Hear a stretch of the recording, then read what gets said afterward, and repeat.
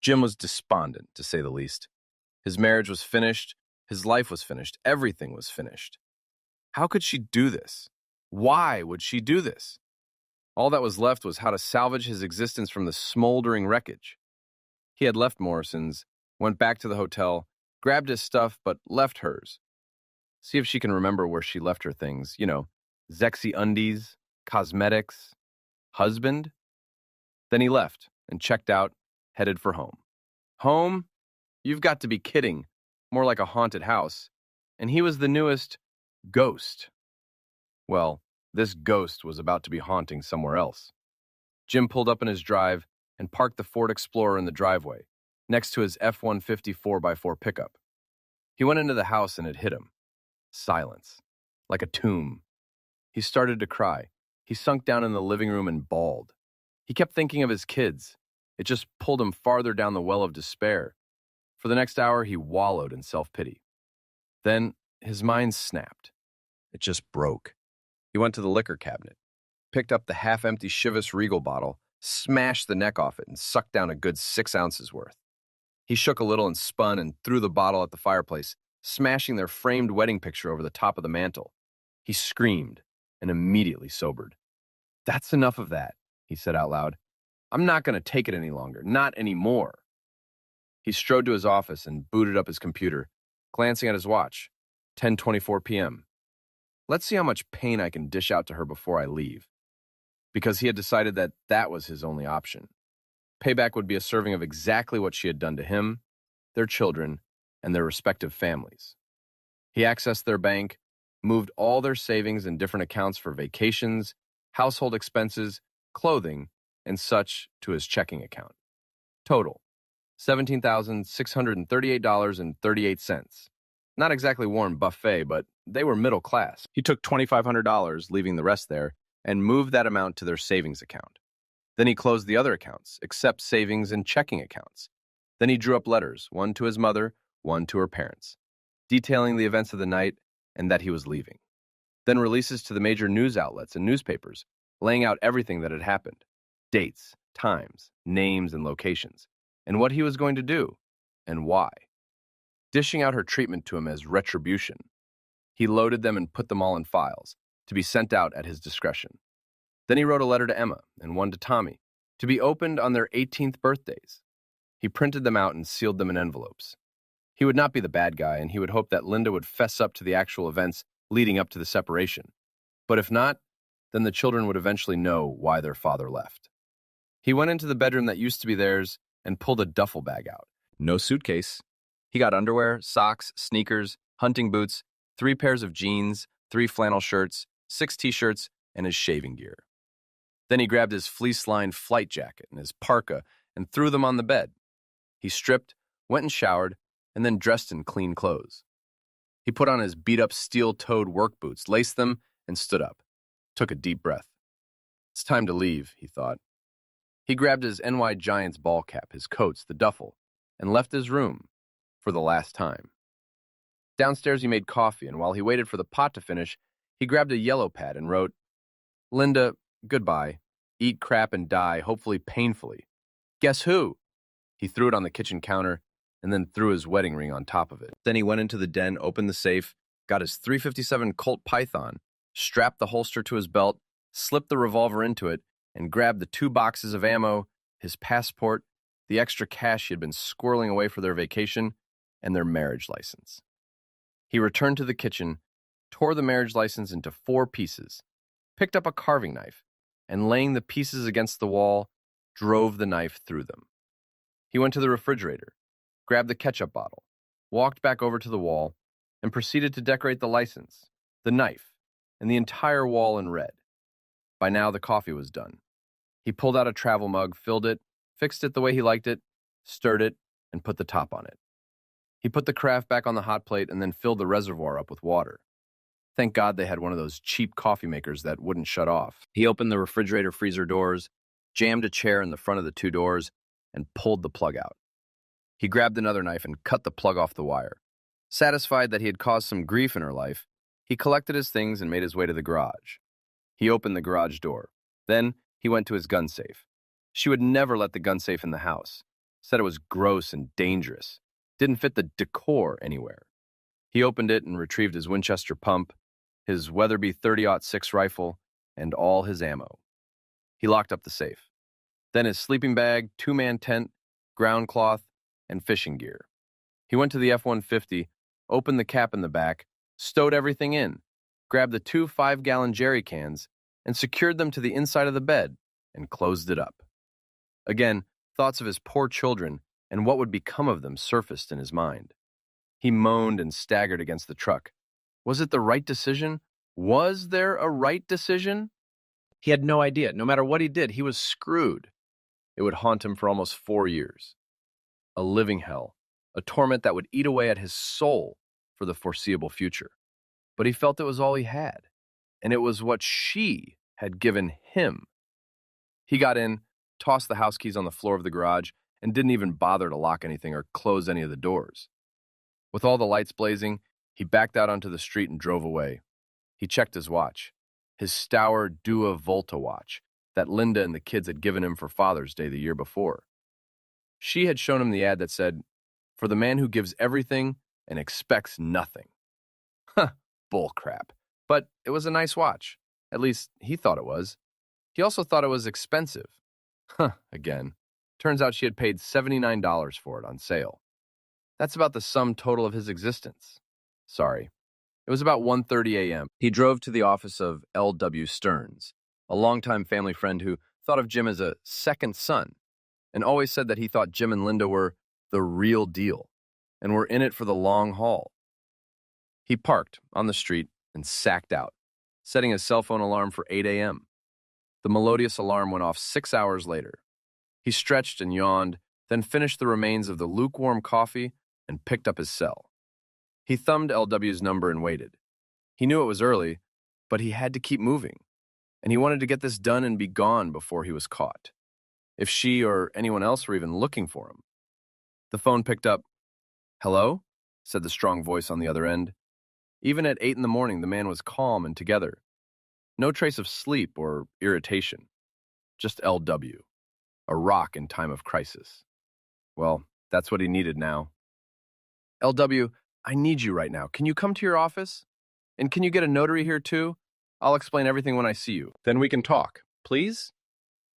"What's this all about, son? Is everything okay? Is Linda all right?" "Not over the phone. If you can't come, then you'll have to hear about it like everyone else. By word of mouth. Please, LW. For my sake, sir." "All right, son. Give me about an hour. Don't do anything dumb, at least till I get there, hear?" "Thank you, sir." He ended the call. 50 minutes later, L.W. Stearns pulled up and got out of his caddy. He locked it up and saw Jim approaching with an armload of papers. Handshakes were exchanged, and the two men turned and went into the 5-story building where L.W.'s office was. A brief elevator ride to the top floor, and then down the corridor to L.W.'s office. The office of one of the top litigators in the area, and Jim's longtime friend. He was more like a father figure to him since Jim's dad had passed away when Jim was 3 years old. L.W. had stepped up and been there for the boy, who was his best friend's son. They went in and went to L.W.'s office. He turned on the coffee maker and dropped into his chair, motioning for Jim to sit across from him, and then checked his voicemail. Then, "All right, son, what's this about?" Jim spilled everything, starting with leaving for the weekend away and ending with the call to L.W. that morning. By the time he was done, he was seething, but in control and not crying. Pissed, but not emotional. Yet, he thought of his children. He shuddered again. L.W. listened, occasionally making a note, but not interrupting. He finally sighed, pushed the yellow pad across his desk, and squeezed his temples as he shut his eyes. "I'm getting too old for this crap," he thought, as he opened his eyes and looked sadly at the young man across from him. He thought for a moment, then sighed again, feeling the constriction in his chest, and he leaned forward. "Son, you've been blindsided and crushed. I don't know what to tell you to do, so you tell me, what do you want to do?" Finally, Jim stared at the older man. "I want to kill them both, slowly and deliberately. But I don't want to go to jail. They aren't worth it. While it would give me immense satisfaction, it won't help my feelings of release. So I just want out. Not divorce. I want to do what she did to me. I want to leave. Walk away. Abandon her and the kids like she did. No thoughts, just like she did. Without a backward glance, without any notice, just gone, girl. You know, like the movie. That's what I want. He smirked and felt a little bit of peace for the first time since last night. Last night? He had forgotten that it had only been last night. It seemed like it had been ages ago. LW snapped him back. But what about the kids? What about the kids? Are they even mine? Am I supposed to have any consideration for them when she didn't? Am I supposed to worry about their welfare when she didn't even remember she had them? Not to mention that she had a husband. All she thought about was herself. Well, I'm thinking about myself. And myself says, duck her. But not by my dick. Not ever again. Yeah, I suppose I should have some compassion, but not yet. Now, will you help me? What can I do? If I understand correctly, I can just walk away and ignore her. It's not against the law, is it? That's what I want, just like she did to me. I left her more than $15,000 and I took nothing else. Not even my tools. She has her car. I canceled all the utilities and the cable. I canceled all my insurance policies. I want my 401k set up to pay for the kids' college when they get to be 21. Make them work for it. Also my retirement fund, what there is of it. Put it all in trust for them. Then I'm giving you power of attorney for me so that I don't have to deal with her ever again. Can we do this? Again, LW sighed and sank back in his chair. He stared at the man. He didn't recognize him. He had truly never seen a man so completely shattered as Jim was. It scared the living daylights out of him like nothing ever had before. And he had served 2 tours in Nam, back in the early 70s. He had watched his wife of 50 years waste away from cervical cancer. This was worse than all that combined. And just like the tragedy of his wife's passing, there didn't appear to be anything he could do about it. Yes, we can do that. She can sue for divorce on grounds of abandonment, but she'll have to find you. Or she can post in the local papers of your abandoning her and the kids. Wait 2 years and then it will be legal. Your kids will never get to see you. They will bear the brunt of this. And your mother will be heartbroken. Is this what you really want, Jim? How about counseling? Do you think talking about it would do? The look on Jim's face said it all, and about tore LW's heart out. Why? So she can cry and wail and beg me to get over it? So she throws the old, "It was just Zex, honey. It didn't mean anything, baby. We can get past this if you love me." No, I'm not going to put up with it. She did this. She gets to handle the crap that's going to come down on her. Consequences, LW. Consequences. Just like I had to handle it. All by myself, alone. Angling, he hesitated. Is it what I really want? Are you kidding me? What I really want is for this whole mess to be a dream. A ducking dream. A crap-ducking nightmare. But that will never happen. And I'm not going to sit in some godforsaken 10 by 10 room with the bitch and some goody two-shoes new age shrink telling me to get over it. I should forgive her. It was a mistake. It was only Zex. She really loves me. Think of the children. You can get past this. We can get past this. Blah, blah, blah. But you know what's even worse? After all the laws, the lawyers, the legal BS, the crap about what she did and what happened, can't we get past it? What about the kids? I'll take you to the cleaners. You'll be embarrassed. After all this crap and everything else that I can't even think of, do you know what? LW just shook his head. No. After all that, it's wrong. She's wrong. I was wronged. And there's nothing anyone can or will do about it. Sobbing, I finally broke down. I want my life back. I hesitated briefly. But that's not going to happen, is it? No, it's not. So if my life is over, so is theirs. LW thought for a moment and didn't see any way to get Jim to reconsider. He tried to stop the few tears that were starting to accumulate. No luck. Jim sniffed hard and cleared his throat. LW sat up and picked up his pencil. About that time, Penny Wilson, his PA and chief notary, came in and saw the 2 men sitting there in what appeared to be a very tense and emotional conversation. She hesitated, but LW motioned her to come in. He introduced Jim to her and said they would need some paperwork notarized. She nodded and went to get her tablet and some coffee. We sat and brought Penny up to speed. She had the grace to look on non-judgmentally, but you got the feeling that she didn't have much in the way of good feelings for my soon-to-be ex-wife. I already thought of her as not my wife anymore, but in name only. We drew up a separation agreement and power of attorney for LW and signed and notarized everything. The trusts were set up, with my mother and LW as the administrators of the funds. I gave LW the letters to the kids and Rose, shook hands all around with much sorrow and a somber, "So sorry," from Penny. Why did I feel very little in the way of sorrow? My life was ending just a day later than the actual end. I left and the day seemed not so dismal, still cloudy and crappy, but not overwhelmingly horrible. Can't understand why not. I left for the bank and withdrew the money from the savings account and closed it, leaving the bulk in the checking account. I got to my truck, started it up, and drove to a gas station. I filled the tank, the extra tank on the short bed, and the 2 5-gallon gas cans. Then I left for a small internet cafe. I got a coffee and a muffin. I like muffins, so shoot me. Then I spooled up my laptop and got online. I downloaded the files to everyone on the list. Her folks, my mom, then the ones to the TV news desks, and then the 2 local papers. Then to the Sharks front office and the NFL Players Association. Fat lot of good that will do, but hey, now everyone knows. I canceled all our credit cards, reporting them stolen. That's right, some SOB used my card to fill his gas tank. Damn the bad luck. I finished my coffee and got up to leave. The weather had started to clear. March outside of Cicero is crappy at best. Cold, bleak, and dark, as spring attempts to clear the air and take over, such as it is in this area. Much like my outlook on life. It was a little past 2 p.m. as I hit the road and headed east, towards who knew where. I drove for about 7 hours, pulled over in a nondescript motel, and got a room. I awoke again early because I really couldn't sleep and drove for another 6 or so hours, winding up in Maryland on the Patuxent River, in the little town of Golden Beach. Small, quiet, not much going on.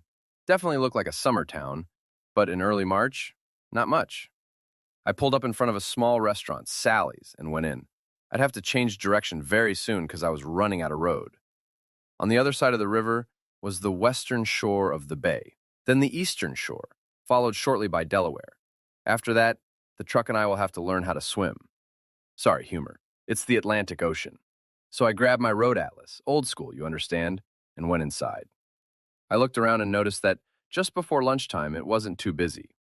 On the wall inside the door, there was a good-sized bulletin board, an old-school brown cork type, the usual small-town bunch of ads, help wanted, babysitting available, dog walking, cars for sale, and one for rent notice.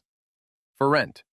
Small 3-room efficiency, 1 bedroom, sitting room, kitchenette, stall shower, quiet neighborhood, no drinking or smoking allowed. $135 a month, cash, payable in advance, internet available, utilities included. 1 parking spot is included. Call 555-XXX-XXXX. References welcome. I grabbed the ad and turned to survey the interior again.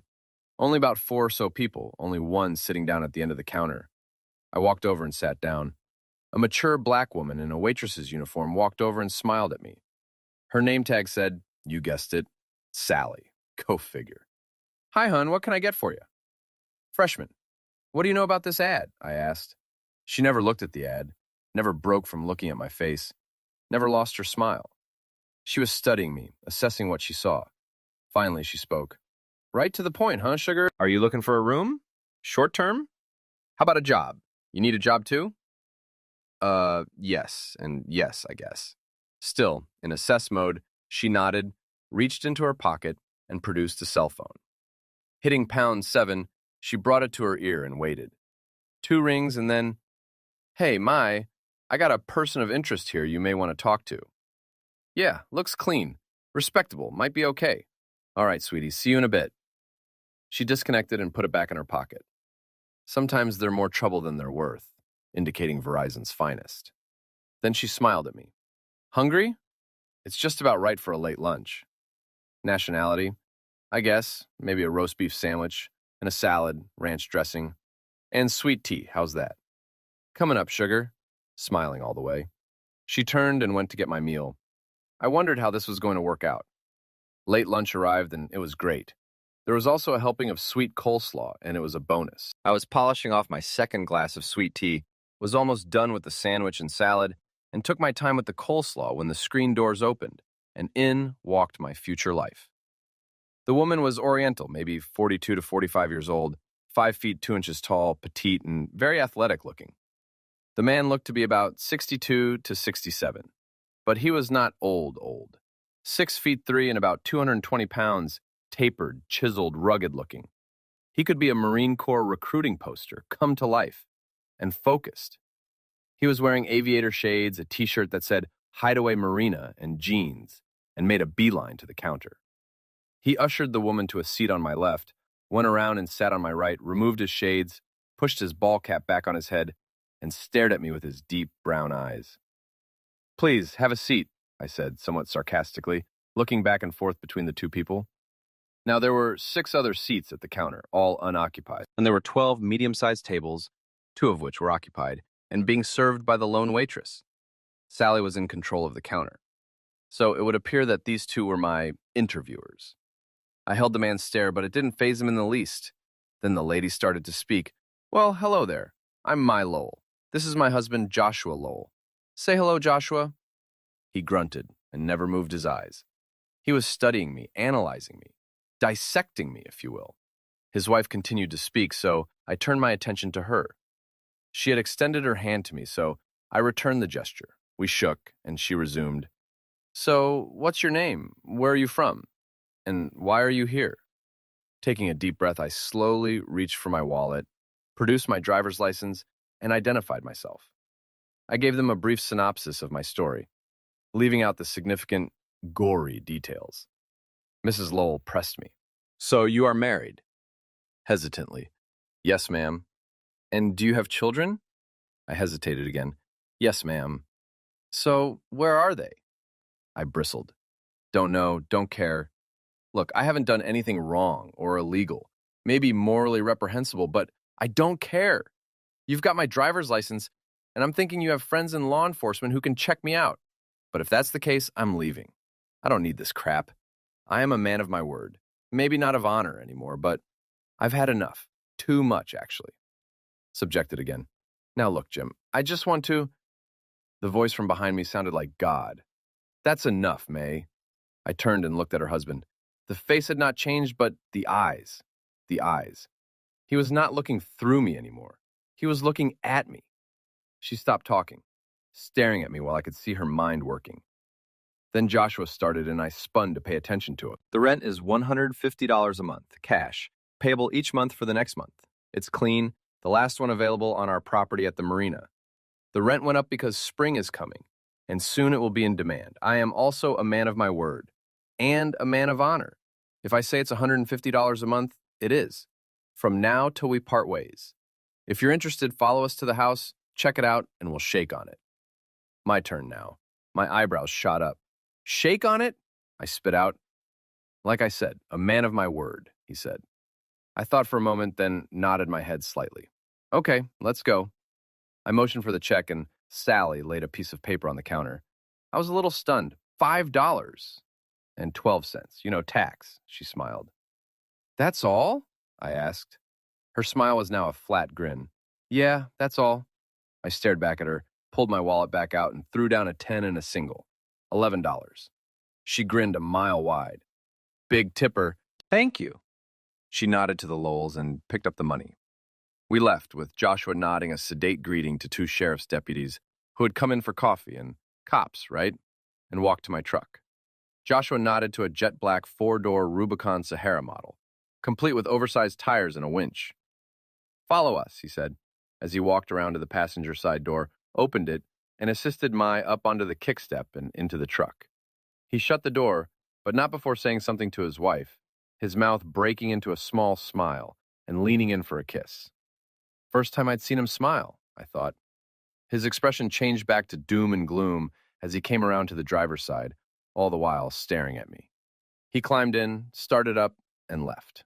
Scrambling, I started the truck up, backed out, and followed. It wasn't hard, as the Jeep had a large Marine Corps sealed decal on the back window. Below, an American flag on the left side and a Vietnamese flag circa 1970 on the right. Old Glory behind the driver, the other behind the passenger. Nothing else.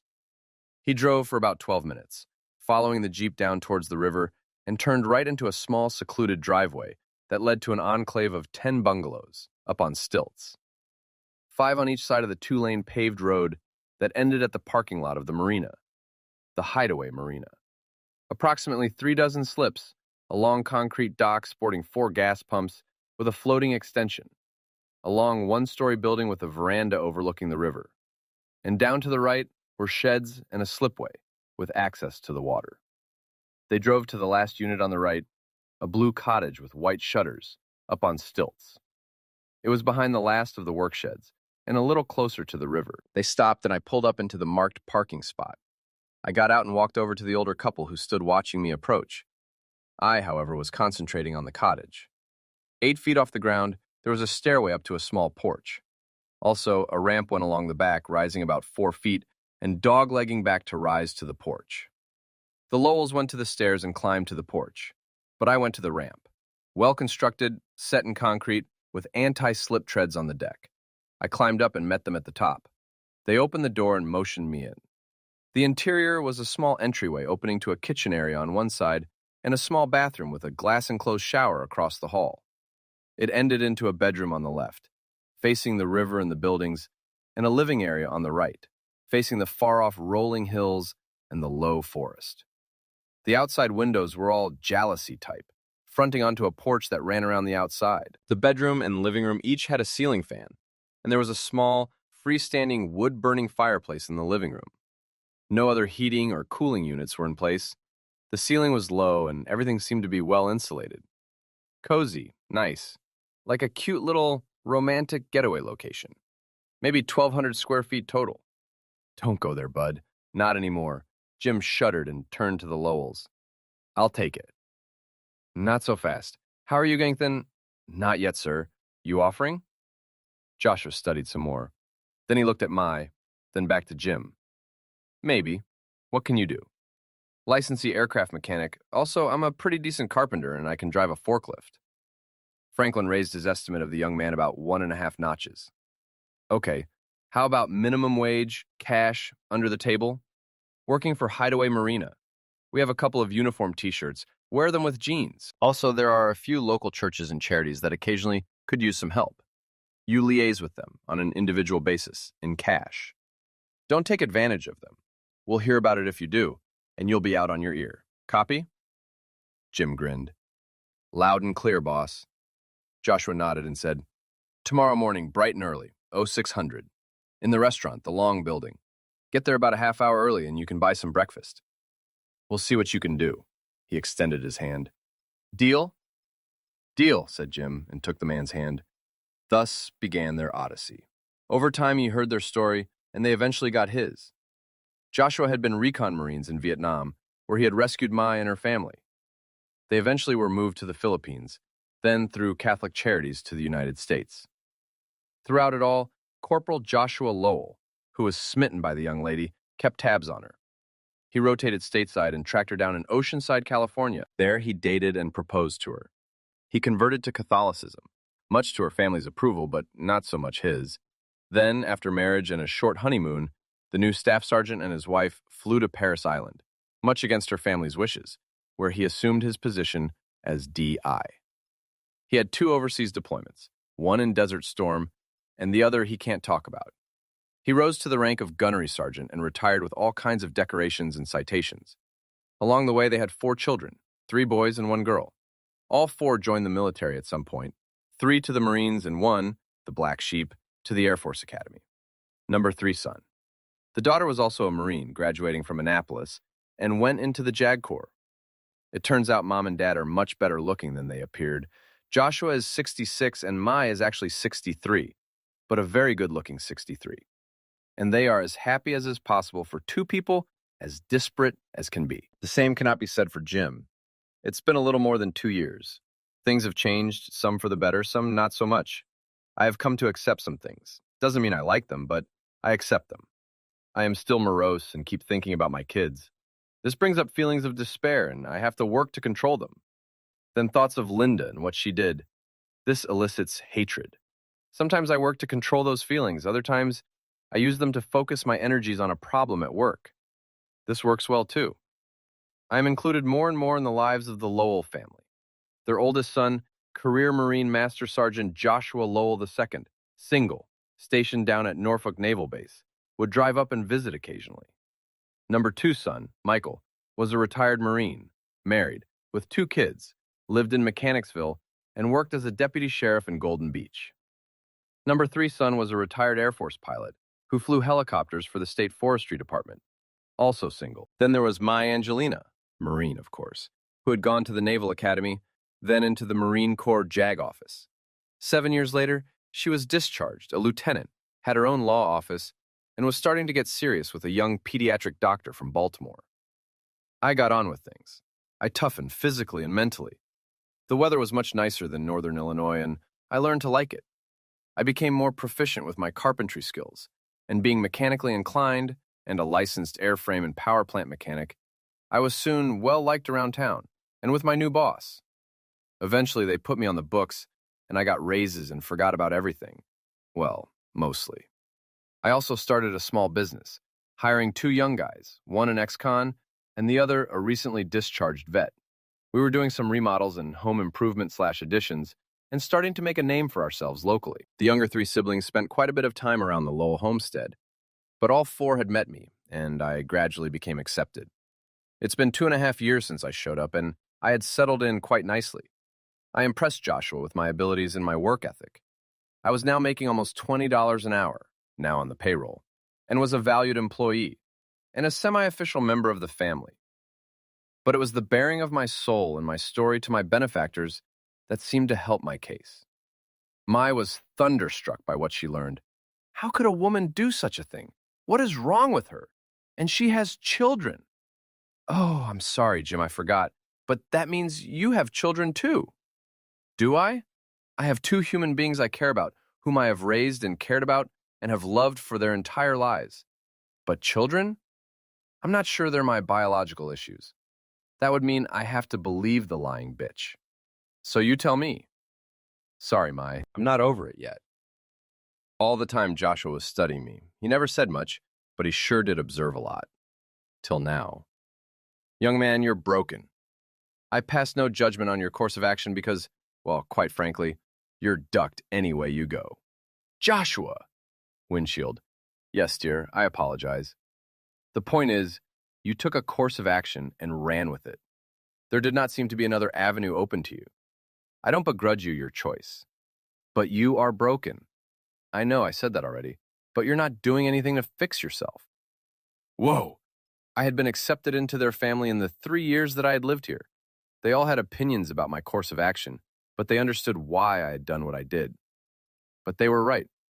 I was broken. I had no social life other than the interaction with the Lowells and the few people from the churches that I allowed to get close to me. I was a recluse. But I had Linda to thank for that. Linda. Linda with a capital C. For cunt. The self-serving, egotistical, narcissistic bitch who threw her husband away cavalierly to have a passion-filled night with an egotistical smuck. Why? Because she could. She was owed it. The woman who thought nothing of me while putting her own self-gratification in front of her family, children, and her loving husband. Why? Because she could. Because she deserved it. Because she wanted it. Because it was due to her. Why? Who the duck knows? I sure as hell don't. I started to think deeply and reflect on all sorts of things. I wrestled with my decision to leave, looking at it from every conceivable angle and point of view. I was no closer to resolving my problem than I was on that night. But I was distancing myself from the nightmare, starting to bury the hate and disgust that I had felt that night. I like to think that I am healing. So here I was, 3 years later, in a prison of my own making, held here by the ducking slut who kept me here by her actions and my lack of actions. I had almost forgotten about being worried about someone finding me. Almost would have welcomed it, I think. But all that was about to change. Because I was a nice guy.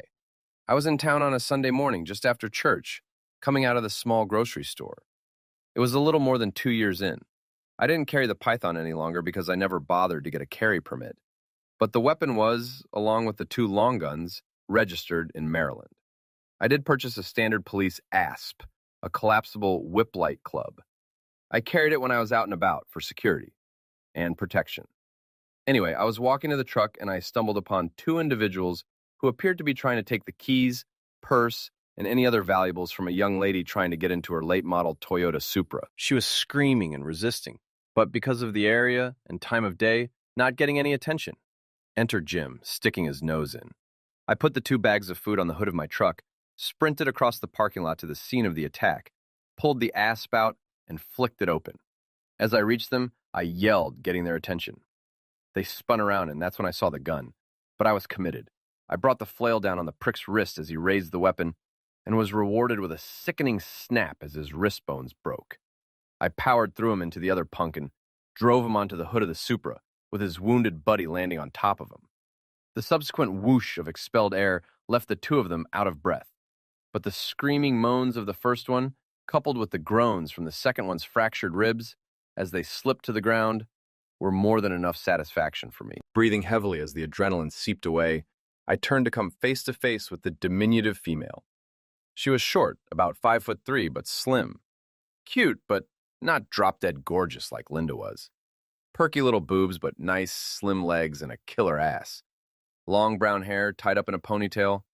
Librarian-styled black-framed eyeglasses. But the kicker was she was screaming at the back window of the car, trying to get the door open. I speed-dialed my cell phone and was answered by, "Hey, Jim, what's up?" Deputy Sheriff Michael Lowell, number 2, son of the Lowells. "Mike, I got a situation at the grocery store. Possible carjacking, mugging, attempted robbery, and that's when I realized there was a child in the back seat of the car. Kidnapping! Don't leave, we'll be right there." He ended the call and I turned to make sure the creeps were down for the count. I picked up the gun, told them to roll onto their guts and lay still, just like on TV, and backed up to the young lady. She was frantically trying to open the back door, so as gently as I could, moved her away and opened the door. That was simple. She was a little panic-stricken, I think. She dove in and scooped out a petite female, maybe 4 or 5 years old. "Are you guys okay?" I asked.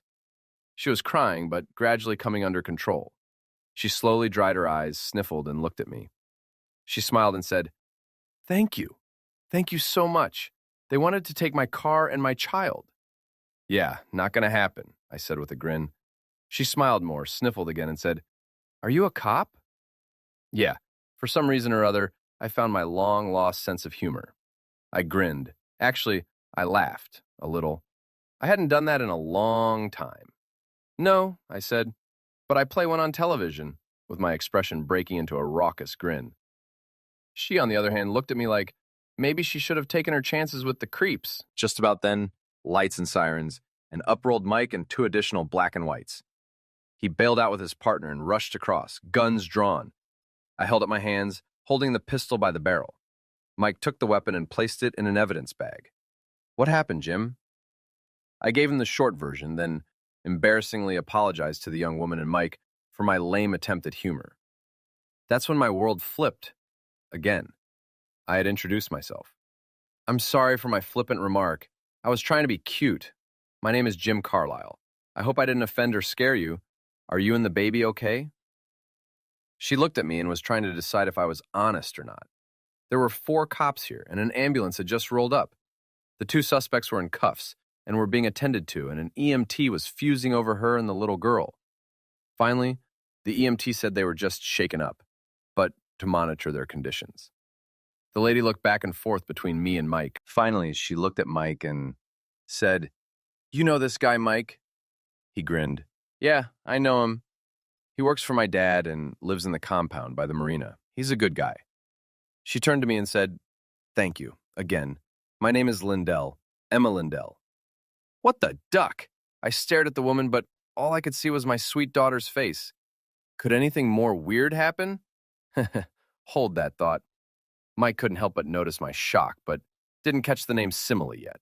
He turned back to Emma and said, wait for it, is Linda all right? I shuddered and sagged against her car. She shrieked and recoiled. Mike reached across to me. I was a grown man and I was totally blindsided. I shook my head and looked around. The world slowly came back into focus. Linda, no, please God, no!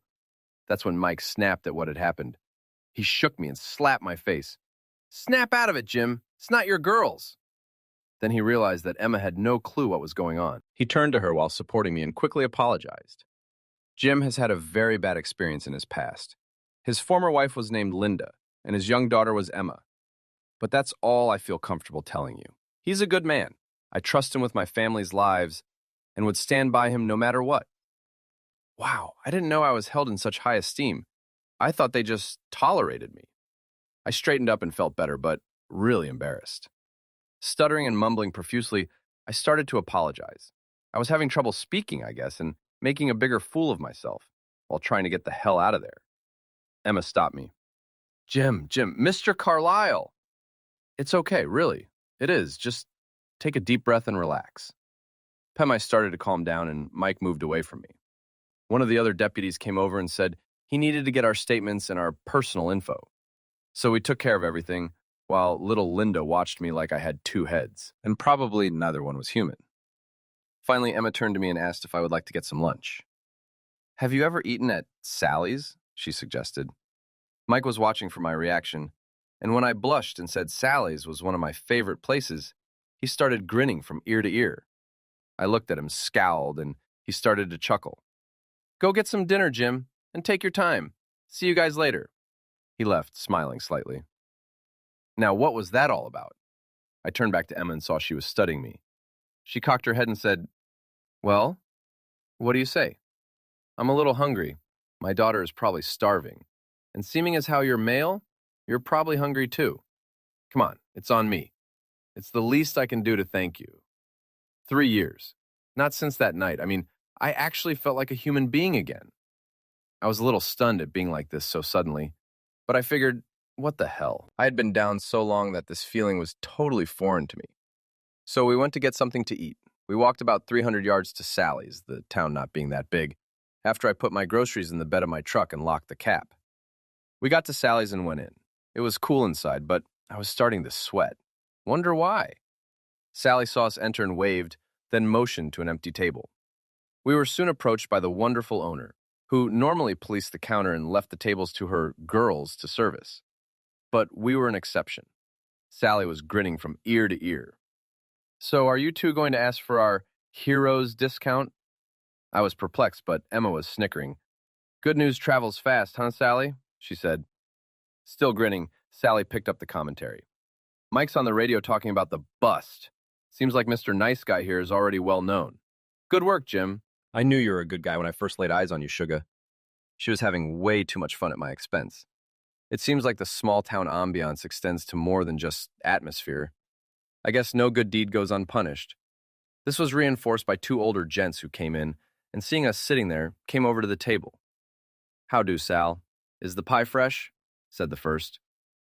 Just took 2 new apples and a peach out of the oven, Rufus. Your pick. Cure, he laughed. Removed his Vietnam vet's ball cap and stuck out his hand. Nice move, young feller. It's good to see that you younger generations are not afraid to step up. I heard he had a gun. Stunned, I took his hand and got a warm shake. The second guy piped up. Always said Joshua had good insight to a man's character. He replaced Rufus's hand, also shaking mine. They nodded to my 2 companions with a gleam in their eyes and moved to the counter. Sally was in 7th heaven with the attention and was smiling to no end. Well, looks like you two will be a hot topic in town for a while, and that means my establishment will be home to our town's latest hero. Emma was also laughing. Can we get some dinner, Sally, before he gets too big a head? Blackmail, I was beyond embarrassed, and apologizing to both Sally and Emma. Sally suggested chicken fried steaks, French fries, and spinach with a side salad. It was the Tuesday lunch special, and although it was after 2:30 p.m., she was the boss, and if we wanted it, no problem. I nodded, and Emma said it sounded good to her. And mac and cheese and nuggets for Linda, please. It was the first time I had seen the kid grin, but she then lapsed back to a neutral grimace, again directed at me. It didn't seem to faze Emma, though. Sally left to put our orders in, and Emma returned to grilling me. It turns out that Angelina, Mike's sister, Camille, Mike's wife, and Mai, you remember Mai, right, had been secretly trying to arraign for our introduction. They thought she would be a good influence in my recovery.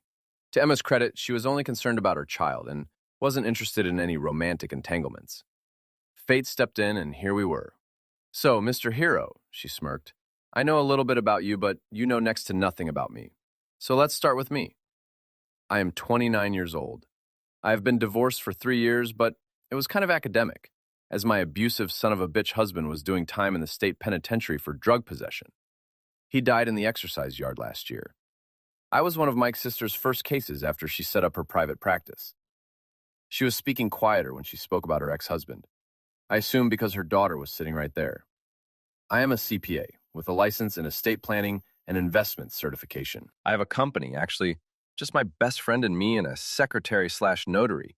We do all right, have been in business for a little more than 3 years. So I was a little surprised when the two lowlifes tried to rob us or grab us or carjack us or whatever they were going to do. About then, she started to get emotional and began to cry. I guess the adrenaline finally wore off and she was starting to realize what had almost happened.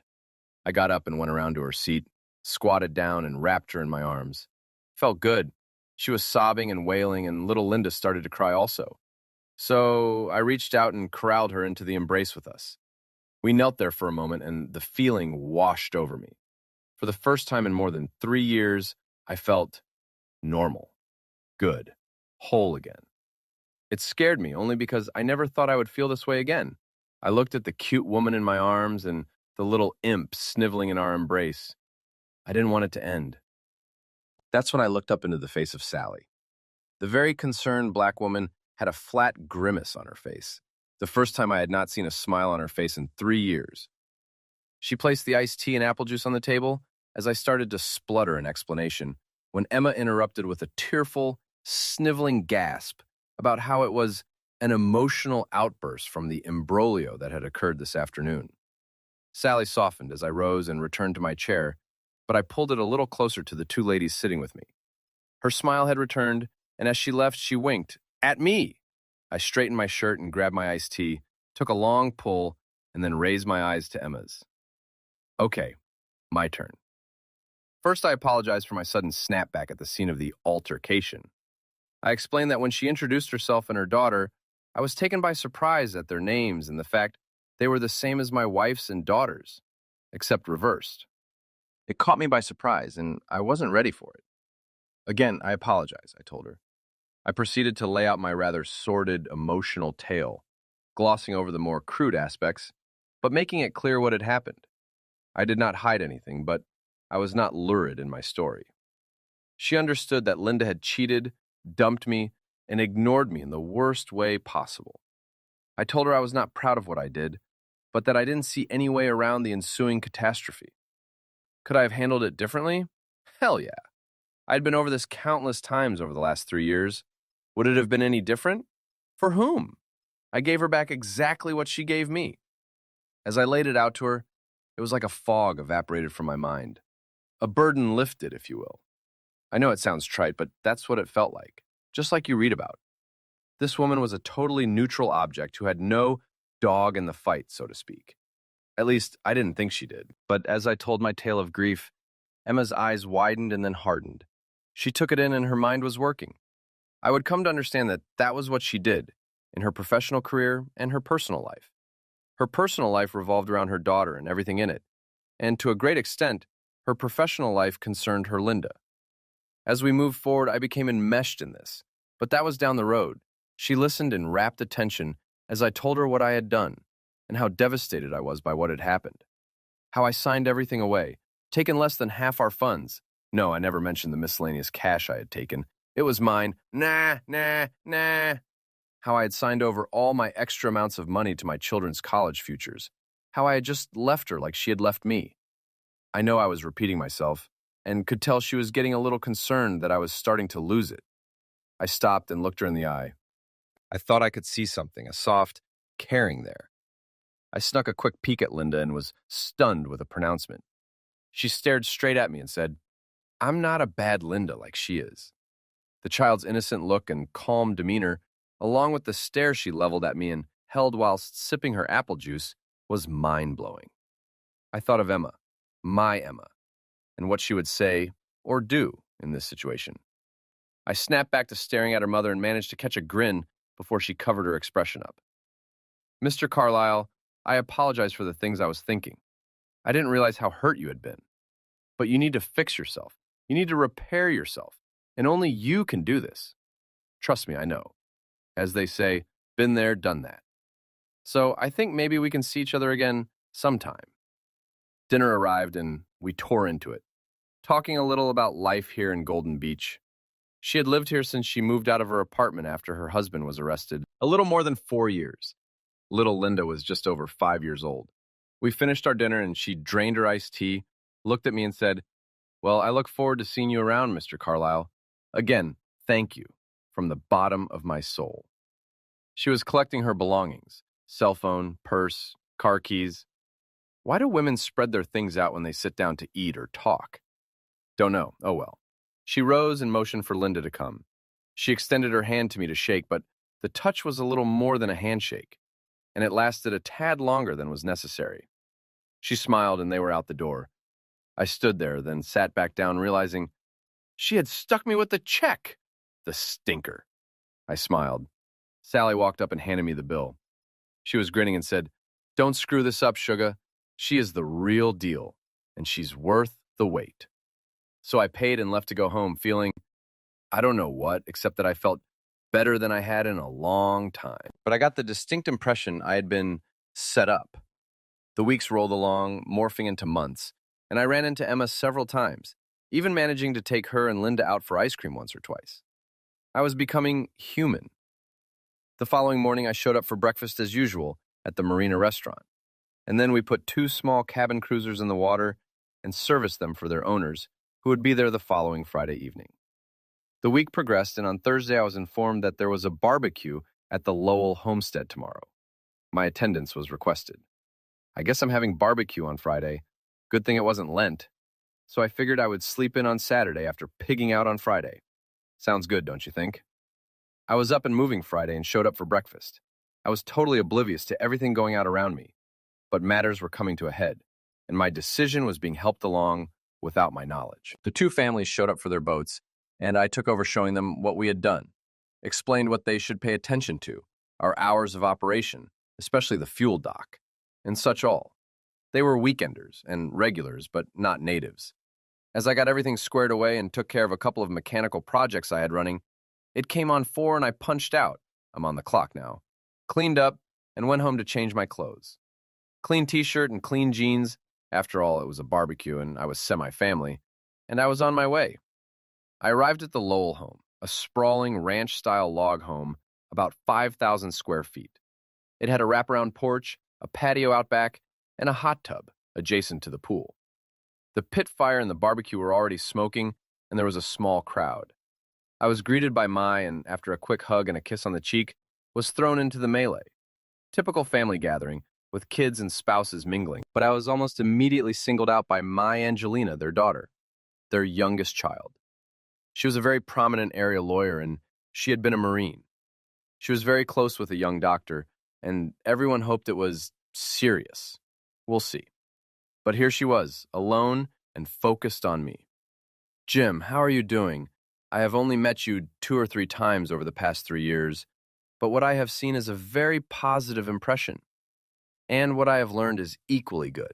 A little sad and disturbing, but nothing that alters my opinion.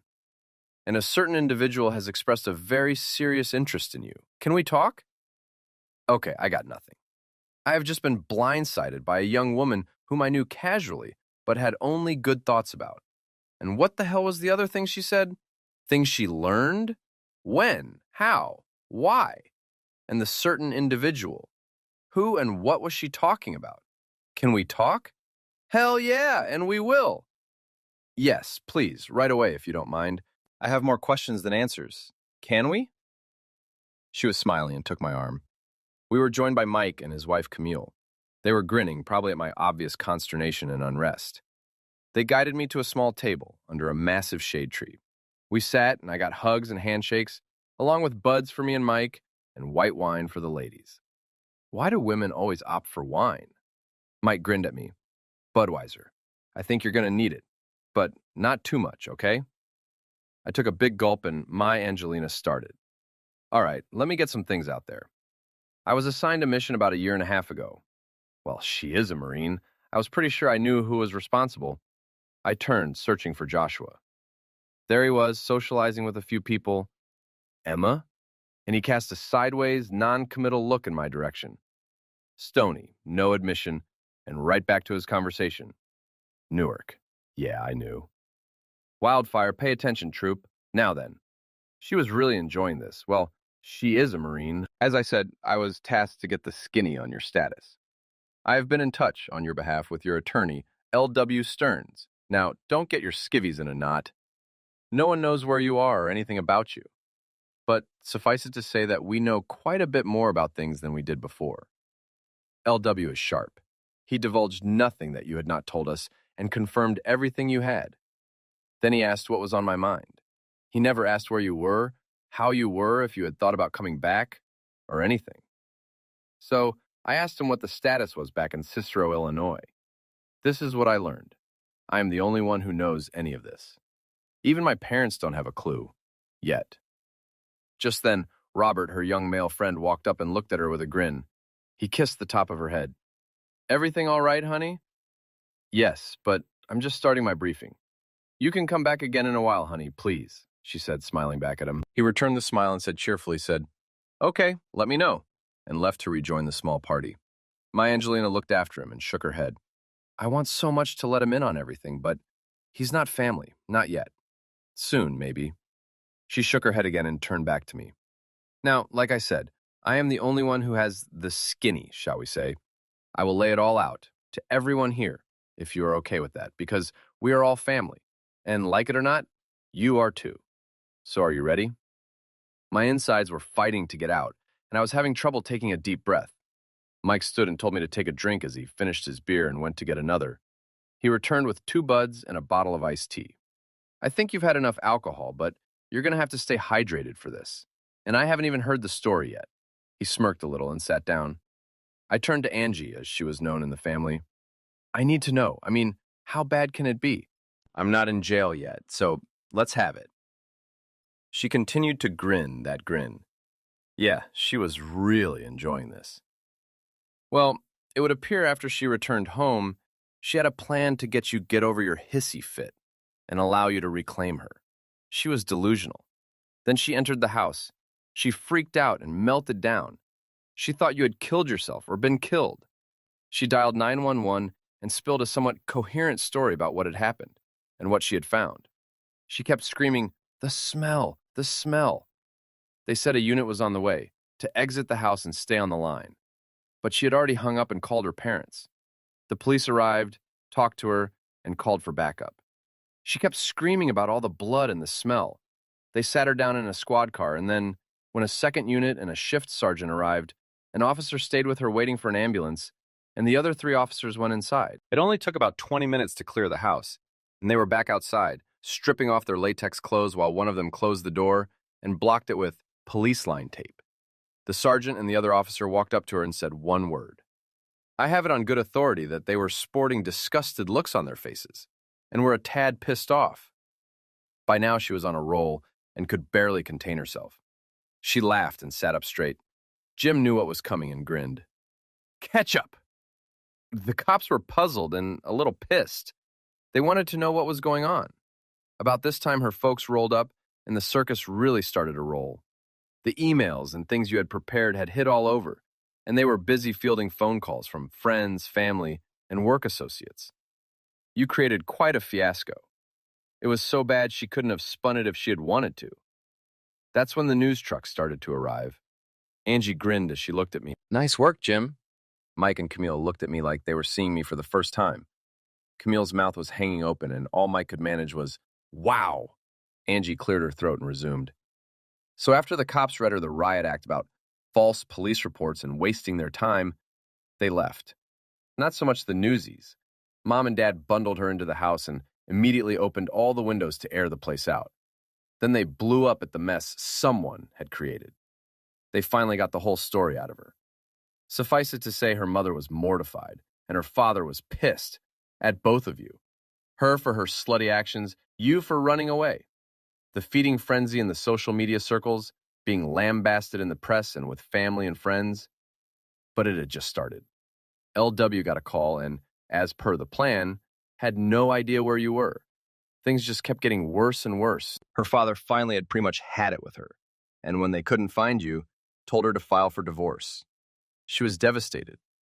She let it drag for many months while she ran through the money you left her. It took almost 2 years for the divorce to become final. That's right, you've been single for almost 6 months. She got underwater with the house and had to sell it to prevent foreclosure. She lost her job for various reasons, and she started drinking and going out, hooking up with various nefarious characters. She got hooked on drugs and busted twice for solicitation and addiction. Your in-laws petitioned and got custody of the children. Your mother sees them quite regularly and frequently. Linda, not so much. As of last week, she is in a rehab clinic. She's a wreck. Your in-laws are about worn out, what with looking after the kids and riding herd on their promiscuous daughter. The fact that she's in rehab is a plus for them, but they are still at the end of their ropes. Your mother-in-law's health is failing, and your father-in-law's blood pressure is spiking. The mood had gotten quite somber, almost morose. About that time, Joshua and Mai had sauntered over and sat down. The man took up the conversation. Your family now knows everything. Mai and I know nothing. It's up to you what you want to share with us, son. The emphasis in his comment was unmistakable. The decision is on you. You've put it off long enough. There are other people involved besides you, some intimately, some wanting to be. With that, Emma walked up and stood beside me. Not too close, but not outside of the immediate group. I was wondering how much time I had before my world collapsed. But how could they not find me? I re-registered my truck, changed my driver's license, and I'm on the payroll here. Hell, I even paid my taxes last year. Mike blushed. Yeah, well, I had a hand in some of that. When you changed the registration on the truck and your driver's license, I pulled some strings at the local DMV. You filled out all the forms correctly. Then the forms were conveniently misfiled. And then there were the bolos that came through. Seems like they were misplaced and never followed up on. He was blushing and looking at his feet. Again, my Angelina spoke up. LW had been filing your taxes the first 2 years, so you owe him a little in taxes. Then last year he let you do your own. So in reality, no one cares. Not the government, not your in-laws, and certainly not the cops. Maybe your mom. She's a little worried. Your kids, too. They miss Daddy. Your ex? She's just pissed. At everything and everyone. She hesitated, growing quiet. Except for herself. She doesn't seem to be taking any responsibility for anything. Sorry, Jim, but that's about it. Mixes reached over and squeezed my shoulder. I looked up into her beautiful gray eyes.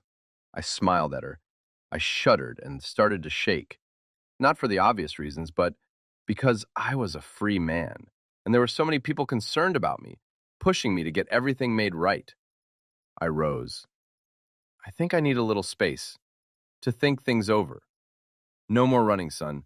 The time for that is over, said Joshua forcefully. I smiled. No, sir, you're right. No more running. I looked around at everyone. It's time to man up. I looked at Emma and motioned towards the river. Do you think someone can look after Linda while we take a little walk? She said to the assembled group. Camille stood. Don't worry, Emma. She'll be fine for a while. Emma grinned and said, thank you, to Camille and Mike. She took my hand and motioned for me to lead the way. Angelina rose, shook my hand, and hugged me. She then sat down and proceeded to bring her parents up to speed on the events just discussed. We walked towards a path that led north from the house, and within 15-20 moments, we were almost lost. The forest closed in so quickly. We walked for a few more minutes and came upon a large tree that had fallen above the riverbank. A very convenient place, and quite accessible to sit for a while. She drew me over to the tree and, flaring her sundress out, she sat gracefully, crossing her ankles, and looked up at me. With a mischievous grin on her face, she patted the trunk next to her and said, simply, sit. Sounded like a good idea, so I sat, studying the ground, my hands, the surrounding trees, the water, anything except the cute woman sitting next to me. For her part, she closed her eyes, smiling and breathing deeply. The smile was driving me crazy, like she knew exactly what she was going to say, to do, and how everything would work out. I would come to learn this woman was far more perceptive and focused than she appeared to be. I was just there. Essential, but only because she wanted this. Not so bad when you think about it. But I need to make things right. Finally, marshaling my thoughts, I turned to her. She was still smiling, eyes closed, almost like she was meditating and waiting for me to start. I spoke to her, hoping to gain some perspective. Emma, I think you need to know everything about me. I need to tell you my whole story. Okay, go ahead. I'm listening. She opened her eyes and turned to look at me. I sighed and took a deep breath. I told her everything. How my life had been destroyed by the heartless bitch. The decision I had made, right or wrong. The last 3+ years of my life. How I couldn't even look at myself in the mirror without breaking down and sobbing sometimes. How I didn't know what to do. I was lost, adrift, if you will. I filled in everything Angie had told us and a few personal items. It even sounded lame to me. Maybe I was finally coming to grips with everything. Then how the altercation with saving her and Linda had impacted me, and how her presence in my life from then on had helped me. I was wrung out when I finished and was sideways facing her. My mind was starting to form a plan, but I still wasn't sure if it was feasible. She, on the other hand, was looking on with amusement and chuckling out loud. So, unless I miss my guess, and I'm a pretty good guesser, you want to make me an honest woman. Not that we have anything to talk about, because you have been nothing short of honorable. I am duly impressed with your resolve. You are truly a man of exemplary character. She was glowing and looking at me with unadorned admiration and a tinge of lust, I think. Me? I was a bit awestruck and a tad embarrassed. I shelved everything I had tumbling around in my mind, and I took her hands in mine. A little forward, perhaps, and I think I caught her off guard. But she locked eyes with me. She held her breath and waited. I swallowed and started. What I think I want to do is have Angelina get hold of LW back in Illinois and see if I can get custody of my kids. I don't know exactly what my status is in the eyes of the courts, but I'm guessing it can't be any worse than hers, what with losing her teaching job, being busted twice, and being in rehab. Then I want to relocate them back here, where my life is now, along with my mother. She still has some years left, and after all the things she's been through, I think I owe her. First, though, I need to build a house, big enough to take care of all my family. Defends her gaze until she realized that it was back on her. She blinked and gasped. I think for the first time I was one up on her. Yeah, that didn't last long. So, let me understand this. You have feelings for me? Do? Yes. Yes, I guess so. Linda and me, my Linda, can be part of your family? Now it was my turn to smile. You got me. I am pretty sure I love you, or at least like you a lot, and I'm also pretty sure it will turn into love if we let it. With that, I leaned in and kissed her. Nothing sexy or lurid, just a kiss. Except she didn't see it that way. She turned it into a proposition right there. No excuses. I'm yours and you are mine, and that's that. Well, she took control again. I know a very reputable architect who, for a very nominal fee, because his wife and I are close personal friends, will draw up plans and file the permits once you figure out where you want to build. Meanwhile, we get Angelina to get with LW to work on your kids and get custody. You may have some outstanding legal expenses to take care of, too. We'll worry about that later. Then we see what we need to do. How does that sound? It should go to great lengths to make your local family happy, too. She was grinning like a Cheshire cat now. What do you say? I launched myself at her, and she shrieked in joy as we tumbled onto the leaves behind the log. The laughter and giggles degenerated into smiles, cuddles, and kisses. 45 minutes later, we returned to the party, still brushing leaves and grass off our clothes. A lot of grins and snickers were shed. We found out that Joshua and Mia were now up to speed with the events in my life. We told them everything that we had come up with and were planning to do, and Joshua and Mia were on board with it. Angie was officially retained as my local lawyer, at a family discount, of course, and would get in touch with LW on Monday to get the ball rolling. I sat and talked with Joshua about purchasing some property to build a house, with a small addition for my mom connected by a covered walkway.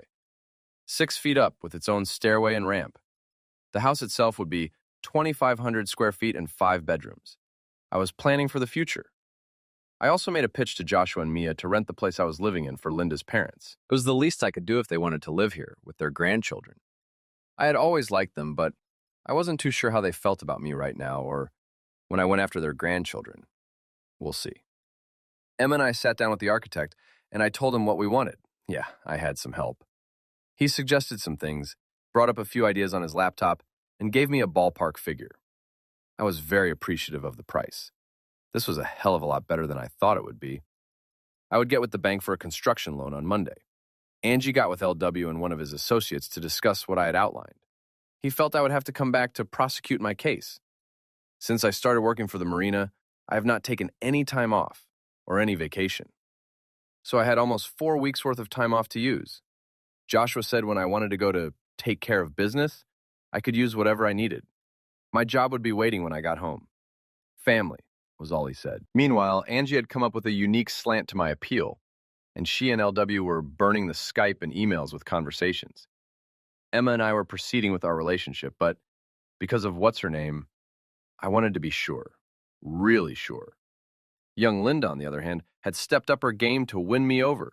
Her attitude had shifted considerably. She loved being with me and started holding my hand everywhere we went. She smiled almost constantly and was laughing a lot more around me. She even insisted on goodnight kisses and hugs.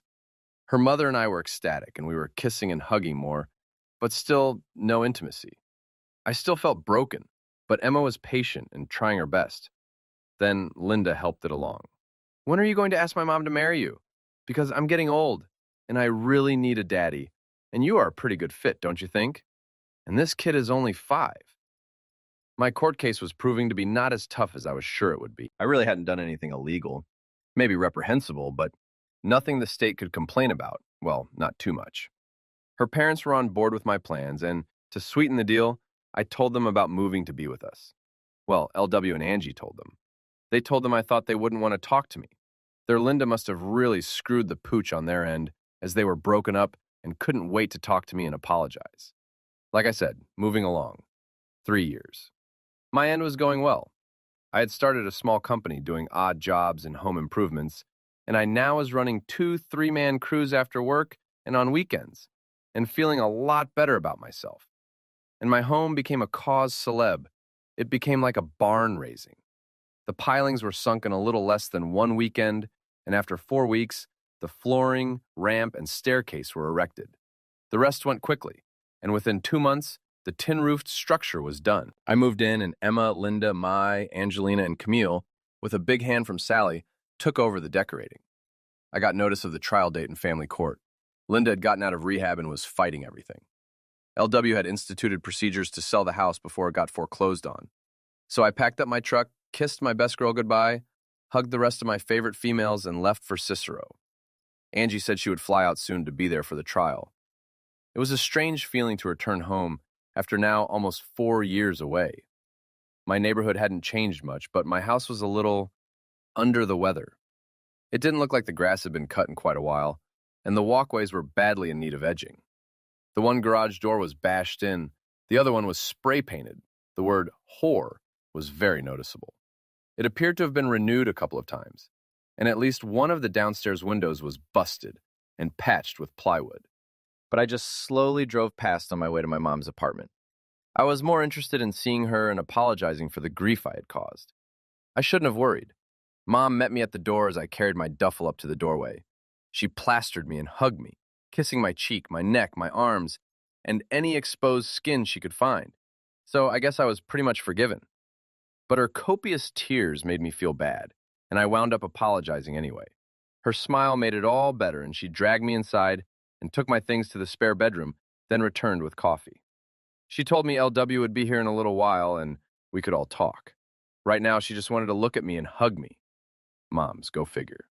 2 hours later, LW showed up with Penny Wilson in tow. They entered and LW hugged my mom and introduced Penny. Then we got down to business. It was Wednesday.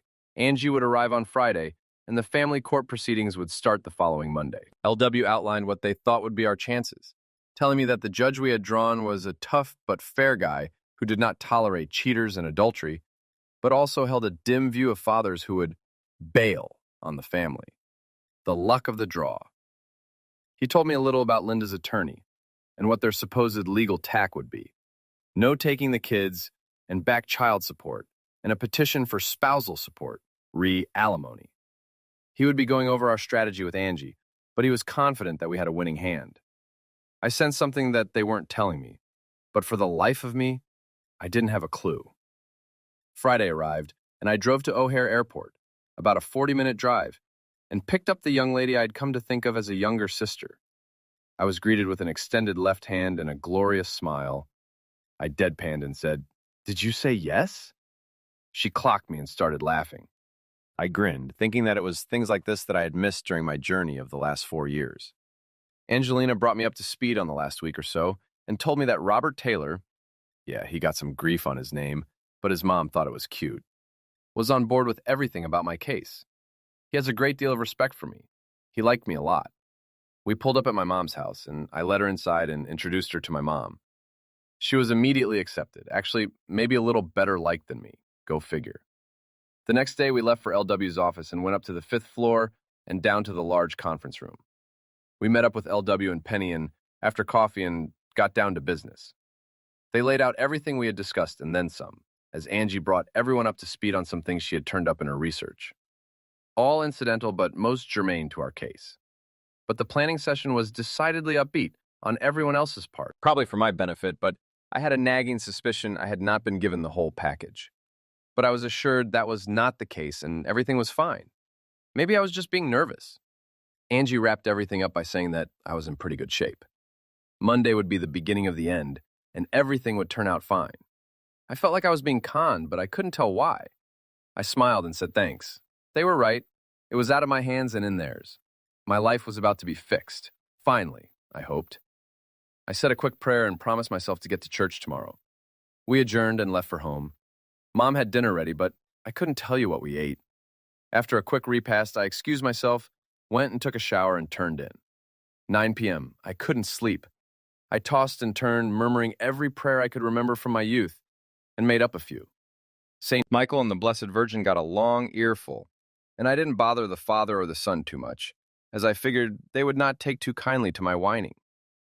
I must have fallen asleep as the sun peeked through the window at 6:30 the following morning.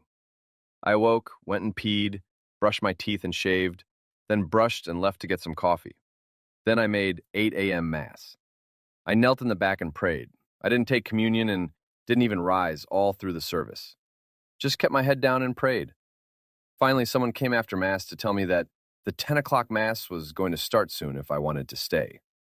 I shuddered and rose, thanking the older man, and left amidst a few weird looks. I drove around for hours, finally winding up at the lake shore in the cold wind till 6 p.m. Then I went home. I arrived to a very distraught mother who was worried for my absence. I assured her I was fine, just needed some time alone. In point of fact, I did feel better, sort of at peace. I ate a bologna sandwich, just like in my youth, drank a Coke, kissed my mother goodnight, and turned in. I smiled at Angie as I went to the spare room, not much more than a closet, and said, "Thank you to the Almighty." I guess I was as ready as I would ever be.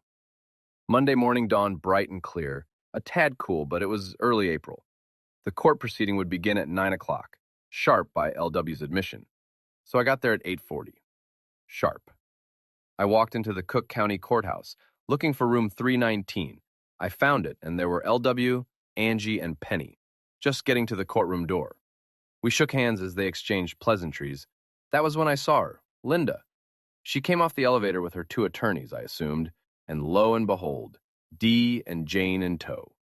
At first, she didn't see me, just the others in my group, and she made her way to the courtroom doors. But as she stopped and the one man opened the door, Dee gasped and elbowed her. She stopped, words were exchanged, and she turned, staring straight at me. The same face I'd loved for 12 years, but now she looked like crap. Haggard, wrinkled, blotchy complexion, slightly overweight. Makeup didn't help. The years had not been kind. I knew at the 4 years I'd spent working outside and eating right, I was in decent shape, so I felt slightly smug.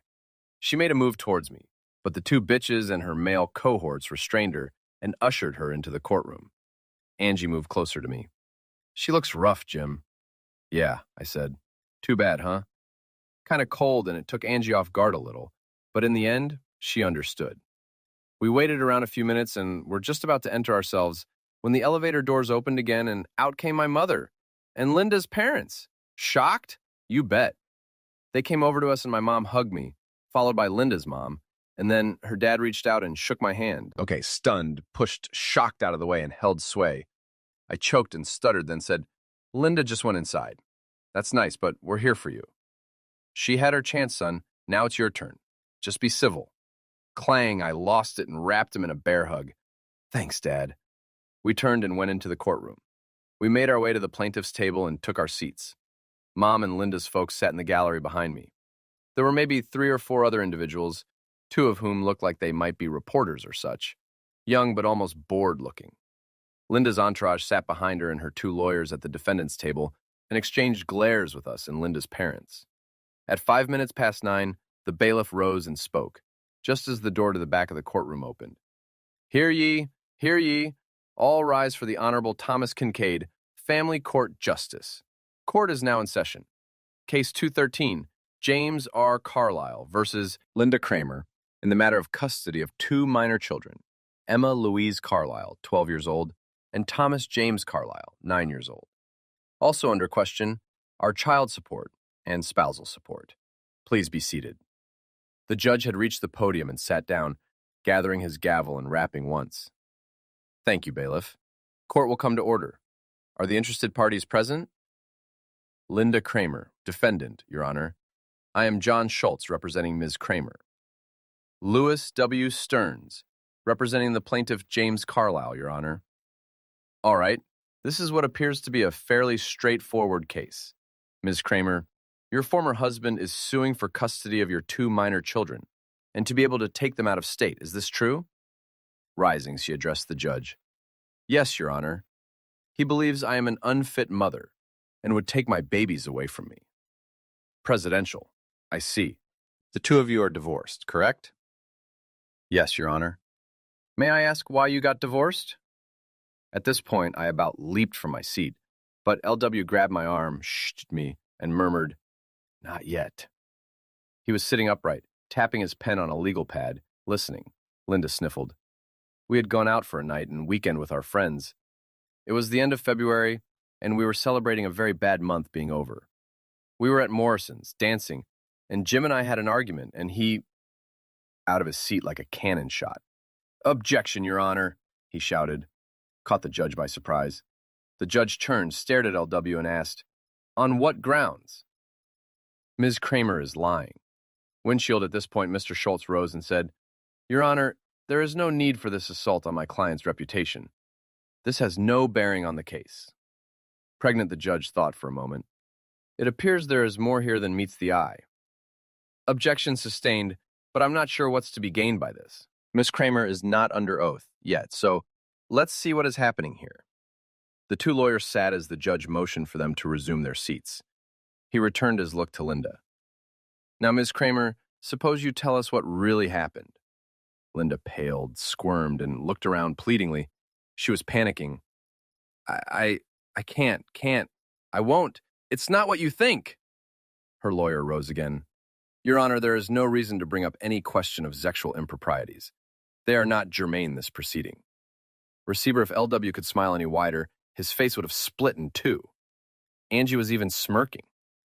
The judge raised his eyebrows. Sexual improprieties? Yes, Your Honor. Ms. Kramer, would you care to explain? Linda just shrunk farther into herself. She couldn't raise her eyes nor say a word. The judge thought for a moment. Do you think you can tell us honestly what transpired that night, Miss Kramer? You're not under oath, but we can swear you in if necessary. I won't. You can't make me. Now the judge was puzzled. He turned to L.W. and asked, Can Mr. Carlisle be forthcoming as to what happened that night, Mr. Stearns? L.W. turned and looked at me. I almost jumped up and burst out with, Put me under oath, Your Honor. I'll tell you what happened. Unless I object, Your Honor. It was Schultz. He sensed that things were about to get nasty. There is no reason to hear a biased, one-sided account of what happened that night. Objection overruled, Counselor. Bailiff? The bailiff picked up the Bible and strode over to the plaintiff's table. Place your left hand on the Bible and raise your right hand. Do you swear that the testimony you are about to give before this court is the truth, the whole truth, and nothing but the truth, so far as you know it? So help you God? I stared right at him. I do? Wagey smiled at me and said, State your name and address for the record. James Carlisle, Hideaway Marina, Golden Beach, Maryland. Thank you, sir. He turned and walked back to his small desk. The judge looked from me to Linda. So, Mr. Carlyle, what can you tell us about that night? I looked at the judge. I told him exactly what happened, from the time we left our home till the time Linda left to go to the ladies' room. I left nothing out. Then I swiveled to look at my former wife, who was not having a good time listening to the tale. Holding her eyes, I continued. She left me. She never said a word, never told me what she was going to do. She left and did not come back. She went away for a night of extramarital sex with another man, Marc Lavaliere. There was no discussion, ultimatum, asking for permission, argument, pleading, or explanation. She just left me. So I went home and left her, just like she did me. I'm not proud of what I did, but there didn't seem to be any choice. Just like she did to me. I hesitated. At least, I left her a note.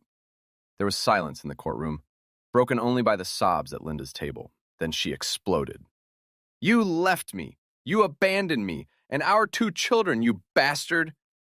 Just like you did, Linda, I growled back. The judge managed to bang the gavel twice. I will have order, or I will hold you both in contempt. Her lawyer was fuming. He didn't want this bought in, definitely not by me at the judge's behest. The judge was leaning back and contemplating the 2 of us. Then he sat forward. Ms. Kramer, is Mr. Carlyle's account accurate? Is what he said true? Answer truthfully, Ms. Kramer. A lot depends on it. Linda was devastated. Her whole life, her fantasy night of wonderful sex, her imaginary fairy tale of paradise was gone in the cold light of day. She sagged and crumbled to her chair. Ms. Kramer, I'm waiting. She heaved a sigh of defeat. Looking up and finding the judge's stern visage looking down at her, she blubbered, Yes, sir. Everything he said is true. I screwed up. The judge blinked and turned to me. Well, Mr. Carlyle, I completely empathize with your situation and the amount of stress you must have been feeling. But this does not alter the fact that you abandoned your family for almost 4 years. That is not good, sir. I bristled with indignation and was about to probably wind up in jail when Angie rose, grabbed my arm, pulled me to my seat, and stared through me. She then turned to the judge. If it pleases the court, Your Honor, I would like to speak on Mr. Carlyle's behalf. The shoe was about to drop. And you are, the judge intoned, My Angelina Lowell, Your Honor. I am the attorney of record in Maryland representing Mr. Carlyle. I believe there are some people you need to meet. Oh, boy. With that, the doors in the back opened, and in walked Mr. and Mrs. Joshua Lowell, Master Sergeant Joshua Lowell, Jr., Mr. and Mrs. Michael Lowell, Joseph Lowell, and Mrs. Sally Armstrong. They walked up and took the row behind my mom and in-laws. Angie was in rare form. The judge was wondering who was in charge. He was kind of sure it wasn't him.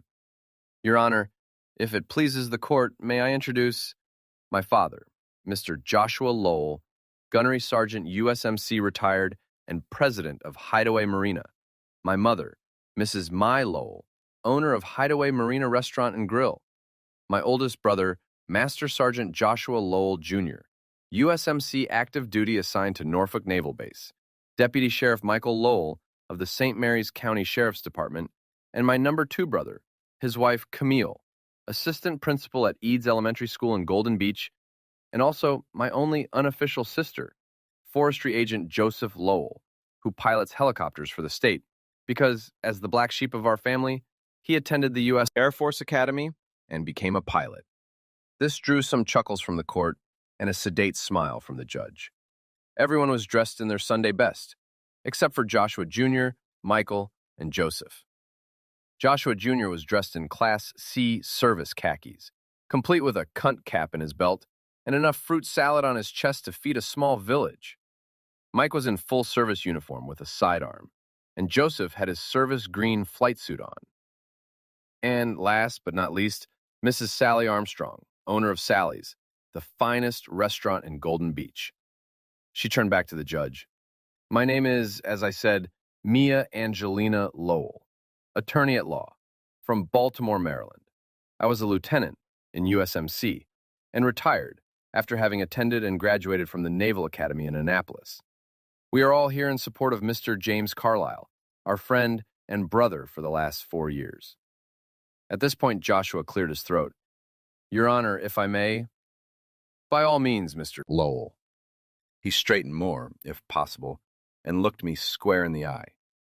Your Honor, when we first met James Carlyle, he was a broken man. He had a haunted look on his face and he was defeated. But he didn't appear to have given up yet. He was looking for a place to stay. He was interested in one of the cabins we have on our place at the marina. I decided to take a chance on him because I like to think I have a pretty good feel for people. And I felt good about him. I was not wrong. Another good decision I made. He has changed. I told him early on that he was broken and that he needed to fix himself. I kept an eye on him. He turned his face to look at the judge. He changed. He is not the same as he was 4 years ago. He's not done yet, but he's getting better. Joseph chimed in. I have not known Jim as long or as well as the rest of my family, but I can tell you, I agree with everything my dad said. I think Jim's a stand-up guy too. Joshua Jr. spoke up then. Your Honor, I have to go along with my younger brother. I haven't had much interaction with Mr. Carlyle, but what I've seen is in complete agreement with their assessment. He hesitated. Your Honor, Jim has no military experience. I took the liberty of checking your career. Major in the Army Legal Corps, before retiring and running for judge. Sir, in my opinion, Jim would have made a pretty decent grunt or gyrene, just saying. He sat down, at attention, if that was possible. Mike's turn. Your Honor, my wife and I have known Jim for about 4 years. I want you to know that we agree wholeheartedly. I would trust James Carlyle with my wife and children's safety in a minute. My kids call him Unca Jim. Don't tell him, but they think of him as the cool uncle. Jim also became a hero somewhat in the Golden Beach area. He saved a young woman and her daughter in an attempted robbery/carjacking. At great peril to himself, he stopped an armed assailant and disarmed him, saving the 2 young ladies. He looked at Camille and she looked at him, then at the judge and nodded. Sally was the last to speak. Jim Carlyle walked into my restaurant a tired, beaten, broken young man, Your Honor. I knew immediately that he needed help. I did not know at the time how hurt he was. Her stern look moved to latch onto the sobbing Linda. I do now. I also know that he is a fine man who has made great strides to repair himself. I am proud to consider him a surrogate grandson. She turned slightly to look at Jim's mom. Mrs., you did a fine job raising this young man. Wow, maybe I could run for president or something. I didn't know I was this good or this well liked. But it wasn't over yet. Your Honor, said Angie as the doors opened again, this is one more person who would like to speak. That's when the other shoe dropped. I spun, and there she was. Emma Lindell strode down to the railing behind me as I rose and approached her. But I stopped and stood there as she smiled, and then, with that self-satisfied smirk and confident air she has, she looked at the judge and spoke. Your Honor, if it pleases the court, may I speak on this man's behalf? Linda was seething, the color washing out of her face as she stared daggers at Emma. Yes, please, you are Mrs. Emma Lindell. I and the woman whom Jim saved in Golden Beach, Maryland from the robbers. Myself and my daughter, Linda. The courtroom exploded slightly. The judge banged once for order, and silence returned. Go ahead, please, Mrs. Lindell. Criar, Your Honor, I have known James Carlyle directly and indirectly for about 1.5 years. I have only the highest regard for him. He is a fine, honorable man. The fact that her look had gravitated to Ms. Kramer with ill-concealed malevolence was not lost on anyone. I have grown quite close to him since he came to our rescue, but nothing inappropriate. I admit I would have liked more, but up until a few months ago, he still thought he was married, but it did not appear that his wife thought the same thing. Catfight anyone? Linda was losing it. Low venal comments to her attorney were threatening to overshadow the other dialogue in the courtroom. The judge banged once for silence and admonished Mr. Schultz to control his client's outbursts. Linda quieted and sunk down, muttering to herself. Emma continued. I was willing to wait as long as necessary for James to come around. This action concerning his children is a big step forward in his healing process. I hope it works out for him. He is a good man. I can only hope that the rest of his return to this world is as successful. As I said, I will be waiting for him. Silence. Then, I love him, Your Honor. Murmurs. The judge raised his eyebrows and the sounds ceased. The judge cleared his throat. Thank you, Mrs. Lindell. The court appreciates your testimony and your candor, and we will... Linda's shrieking, No! cut the air as she bolted up and raced down the aisle to the doors. The judge banged for order, instructing the bailiff to restrain the defendant. But it was too late. She was gone. Her attorney bolted up and asked for a continuation or recess or something, anything to allow him to talk to his client. The judge sighed and said there would be a 2-hour break for lunch, and we would reconvene at 2 p.m. this afternoon. All rise. The bailiff. The judge rose, shaking his head, and left. I turned to face Emma. So, you love me. I guess that makes it unanimous. She shook, her eyes bulging. What? She spluttered. Oh, come on, I know you're smarter than that. Surely you must know I love you, too. In an instant, her expression snapped back to a beautiful smile. Blushing, she responded, Well, I am sure I know now. I took her hands in mine and kissed her lightly on the lips. We turned, and my friends and relatives were smiling, chuckling, and blushing at our display of affection. We adjourned to a steakhouse a few blocks away and proceeded to get acquainted over lunch. My 2 lawyers felt very upbeat, especially Angie, who was quite pleased with her performance in bringing in my supporting cast. LW said if she ever gets bored in Maryland, she should look him up. He was confident he could find a place in his law firm for her. At about 1:45, we returned to court and were confronted by a defense team in turmoil. It appears their client was gone. Linda was nowhere to be found. The judge issued a bench warrant for her appearance, but her legal team had another fact to bring to bear. They approached the judge with signed, notarized documents, accepting my petition and waiving all parental rights. Stunned, that was all I had when LW and Angie came and told me what they were presenting. I thought for a moment and then asked what the legal ramifications were. My attorneys looked at each other and then LW said, None, son. You won. She's given you everything you wanted. You're already divorced. This is everything else. Angie chimed in with a reassuring hand on my arm. It's over, Jim. Take it and walk away. You don't even have to run. She asked for nothing. Like I said, stunned. It was over. I still had to go get my kids from school. They were unaware of the ongoing controversy, but that would soon change. It seems that the 2 reporter types, one from the local Cicero paper, the other from the Chicago Sun-Times, had not been able to talk to my ex-wife due to her vanishing. So now I was a person of interest. But LW intercepted them and said we would have a statement tomorrow after reviewing all applicable documents. Plunged. That will keep them busy for a day or two, and hopefully a man will bite a dog, and we won't be news anymore, he chuckled. We adjourned to the kids' school, and I came face to face with my children. Emma was now 12, and Tommy was almost 9. They burst out of the school, maintaining some semblance of order in line as they exited, till they saw their grandparents. All 3. This was different. They raced towards them and then stopped. They saw me, standing there with a woman they didn't recognize. They froze for an instant, then exploded. Dad! Daddy! They squealed. Then they were racing towards me and jumping all over me. Hugs and kisses, slobbering all over me. We missed you. Where were you? Where did you go? Why haven't you called? What happened? Why was Mommy so mad? Where is Mommy? Pennsylvania, no one had said anything to my children. Huh.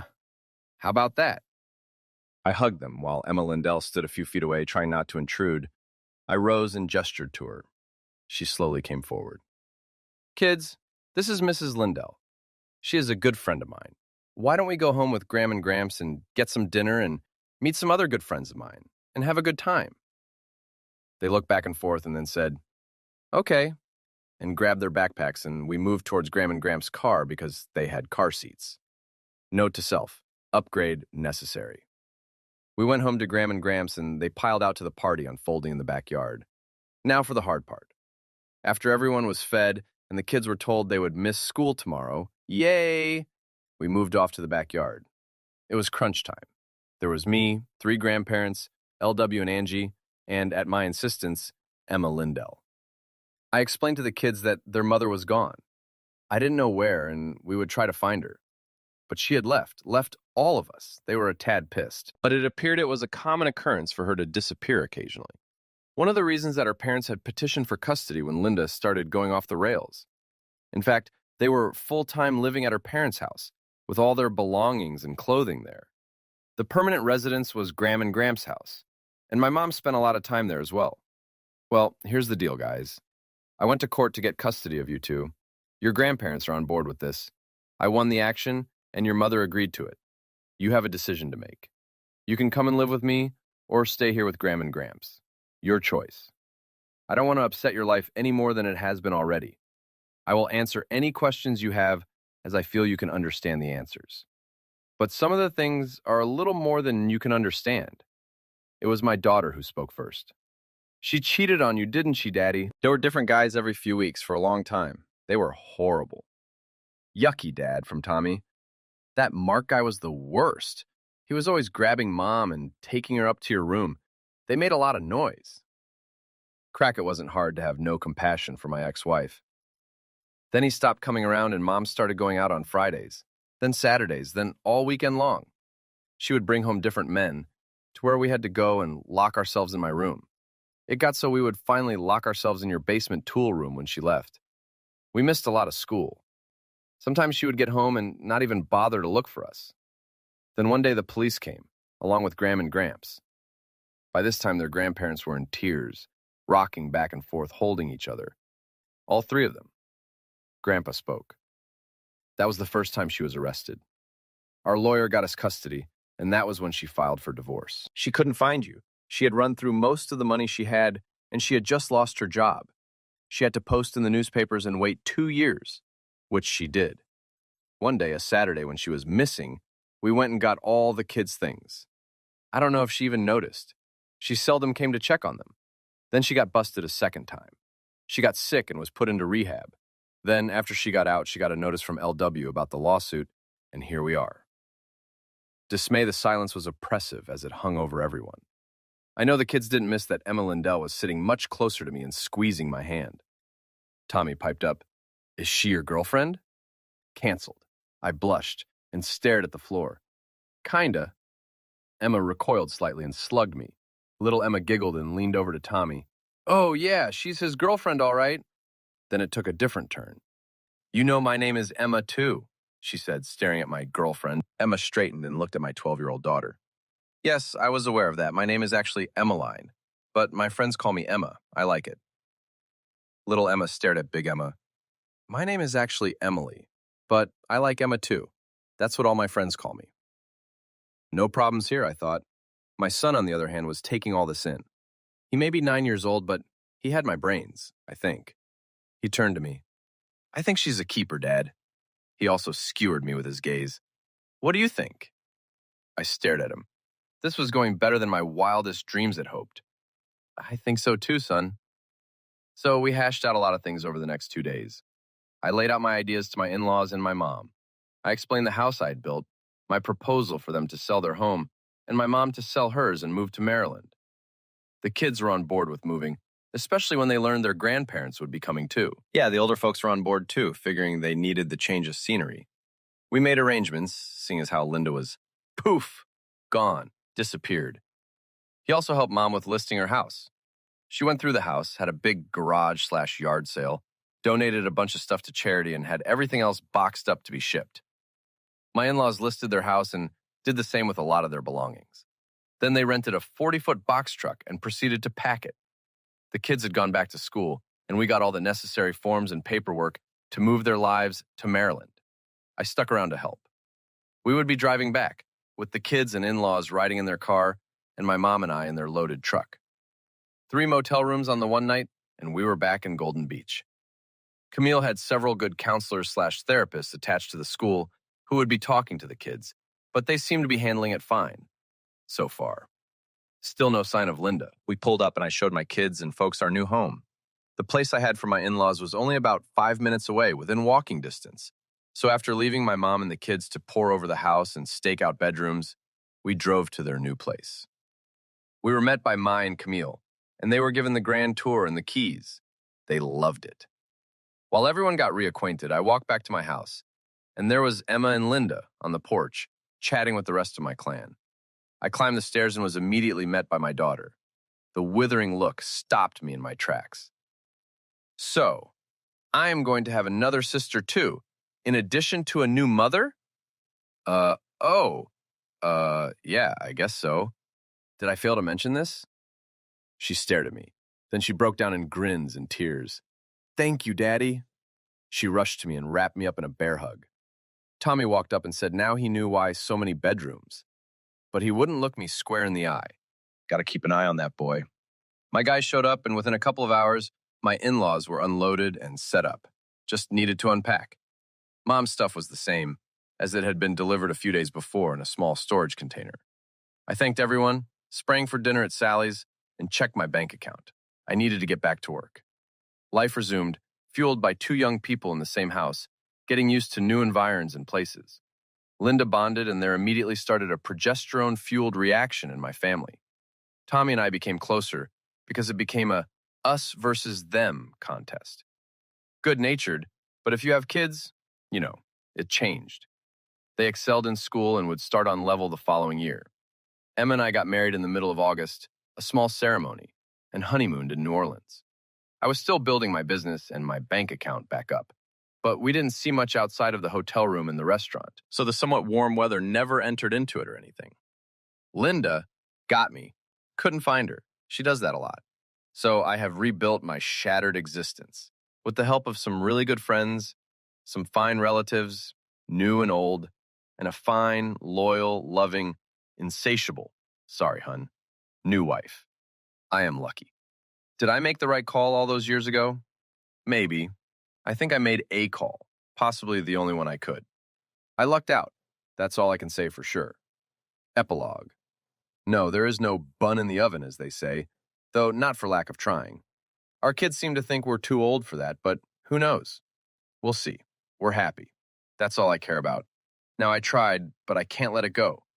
Mark, after a lackluster season and repeated news reports on his exploits off the field, was traded to the New York Jets. The first year there, he was out partying at a popular night spot in Manhattan and set his sights on the wrong woman. 2, not bad. He disappeared. 3 weeks later, his badly mutilated and partially consumed body washed up on a beach on Staten Island. No definite cause of death, but 2 .22 caliber bullet wounds in the head seem to suggest otherwise. I think that covers everything. This is my call on this series, probably not the last, but it is for me. Thank you for reading. Now lighten up. Do you know how the moon cuts his hair? Wait for it. He eclipsed it. All my grandchildren hated this one, which means I had to share it. Again, thank you.